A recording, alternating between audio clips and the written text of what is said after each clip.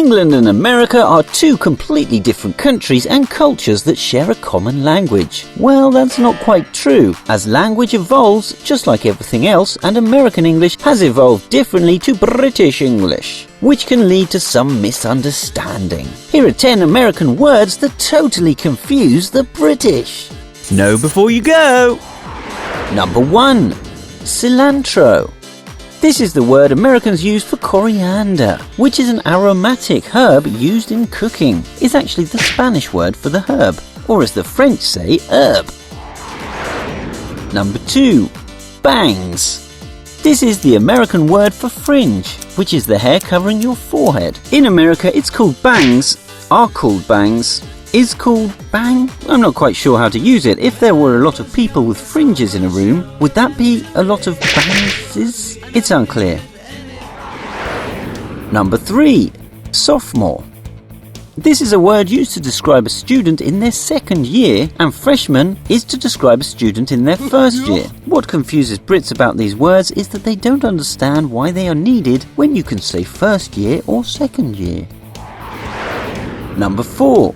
Realtor. A realtor is an estate agent. In British English, the term real estate agent was shortened to estate agent, whereas in America it was shortened to realtor. If you know why, comment below. Number 5. Eggplant.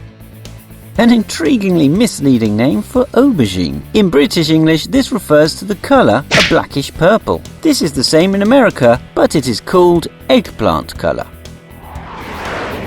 Number 6. Blinkers. This is an American term for indicators, the lights used on a car to indicate your intention to turn. This word is confusing to Brits because blinkers is the word used for the leather screens attached to a horse's bridle to prevent it from being startled. The term "put your blinkers on" to a Brit means to go straight ahead and avoid distractions. Number 7. Sneakers.